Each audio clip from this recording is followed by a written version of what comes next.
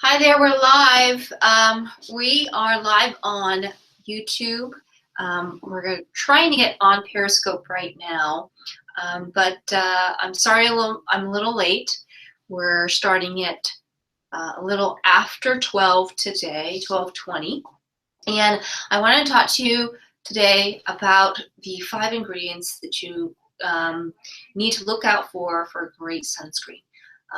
A lot of people ask me this question all the time: what do I need to look for when I'm buying sunscreen over the counter? The summer is not over, and we still have a lot of sun. The sun doesn't go down until 7:30, close to 8, so we still have a lot of rays from the sun, and so you need to protect yourself. So what are the things that you should be looking out for a great sunscreen? Not just a good sunscreen, but a great sunscreen that's going to protect you. And here at my office, my theory on sunscreen and skincare is that sunscreen is probably the first thing that you need to wear on a daily basis for your skincare regimen. And I have this pyramid in the background here. I just want to go over it. But the base of that pyramid is a broad spectrum sunscreen, because it's just like doing your gym work, your maintenance. That's going to protect your skin from any further damage. And then you need other things to treat the sun damage after it's shown up. So if you look on this pyramid here, there's broad spectrum sunscreen, retinoids or retin A and retinol, antioxidants, hydroxy acids, and the very top, just like some supplements that you put on the skin. So those are just the fluff, but the most important is the sunscreen, and after the sunscreen is vitamin A and retin A.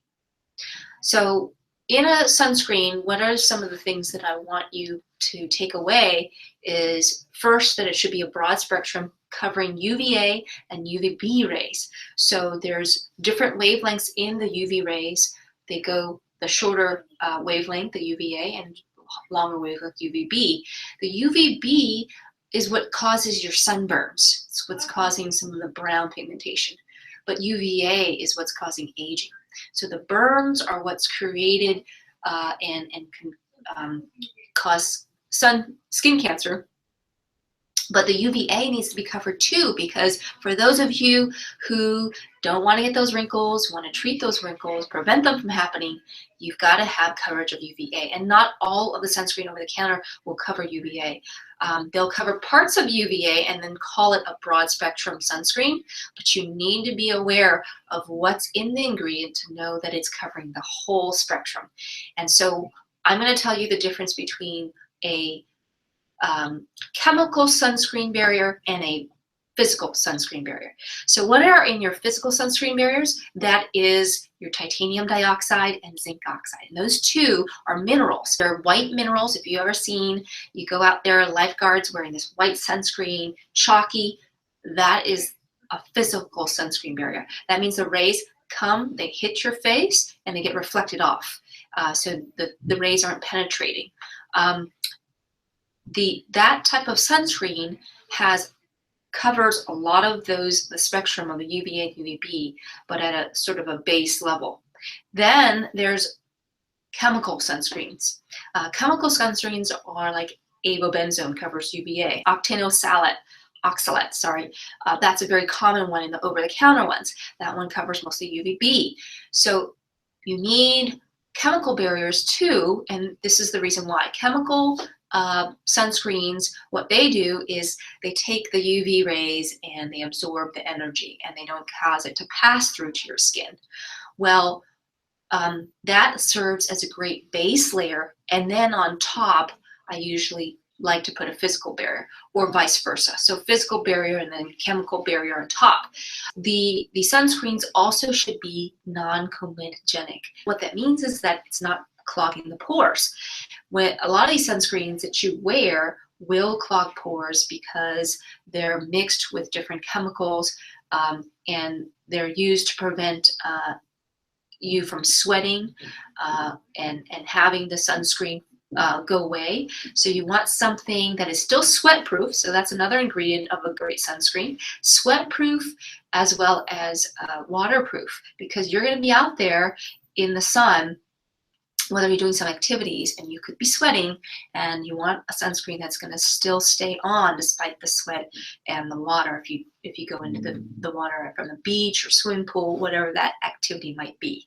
Okay, so waterproof, sweat-proof, non-comedogenic, broad spectrum, covering UVA and UVB. I've given you examples already of what covers UVA and what covers UVB. Physical barrier as well as a chemical barrier. And then the last ingredient is that it should have an SPF of at least 30.